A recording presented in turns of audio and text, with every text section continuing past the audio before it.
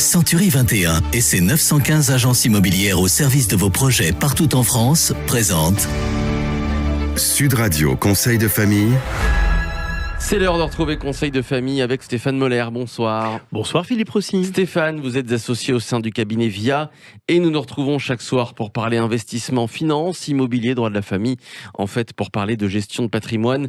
Aujourd'hui, nous allons répondre à Pierre qui nous demande s'il est pertinent d'acheter en viager. Alors le viager permet à des personnes âgées dont les revenus ne sont plus suffisants, mais qui possèdent un bien immobilier, de matérialiser un capital ou une rente et souvent de continuer à vivre dans le bien vendu. En quoi consiste le viager ? Eh bien le viager consiste donc à vendre un bien immobilier à un tiers en échange d'un bouquet, c'est-à-dire une somme d'argent versée au jour de l'acquisition et du versement d'une rente viagère, c'est-à-dire d'une rente qui sera versée jusqu'au dernier jour du senior qui habite l'appartement. Alors, il y a deux sortes de viagers, libres ou occupés. Quelle est la différence ? Alors, le viager occupé consiste à vendre un bien immobilier, mais dont les droits d'usage et d'habitation sont conservés par le vendeur, appelé le crédit rentier.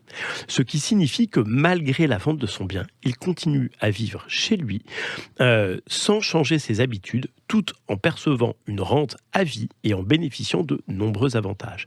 Il ne paye plus de taxes foncières, ni les gros travaux, ni les honoraires du syndic en copropriété. Il doit simplement continuer à payer les charges courantes, telles que l'eau, l'électricité et bien sûr la taxe d'habitation. Et d'un point de vue fiscal ? Alors le bouquet est exonéré d'impôts et la rente bénéficie d'un abattement de 70% à partir de 70 ans. Le paiement des rentes est garanti puisque la vente est signée par un acte authentique comprenant un privilège de vendeur avec une clause résolutoire. Qu'en est-il de l'acquéreur ? Eh bien, cet achat est un investissement fiscalement très attractif et très sécurisé, lui offrant une très bonne rentabilité. Il lui permet aussi de préparer sa retraite, d'investir sans augmenter ses impôts, en sachant qu'il peut revendre ce bien à tout moment. Des contraintes particulières ? Alors, toute personne peut acheter ou vendre en viager à la condition d'en avoir la capacité juridique. Le viager n'est valable juridiquement qu'à la condition que le décès du vendeur ne soit pas prévisible. C'est-à-dire que l'acquéreur ne doit pas avoir connaissance d'une maladie au moment de la signature de l'acte de vente. Et dans ce cadre juridique, le vendeur perd la jouissance du bien dès la signature de l'acte. Et quelle différence avec le viager libre ?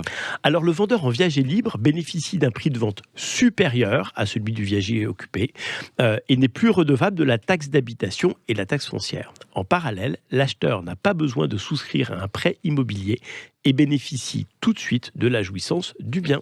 Un point d'attention, Stéphane ? Alors, le calcul du bouquet et de la rente relève de techniques assez complexes. Il vaut mieux s'entourer d'un bon professionnel et ne pas acheter ou vendre seul. Merci à vous, Stéphane. Toutes ces chroniques à écouter et réécouter en podcast sur Sud Radio. Et comme Pierre, vous posez vos questions sur le site de Conseil de famille, conseil avec un s-2-famille.com.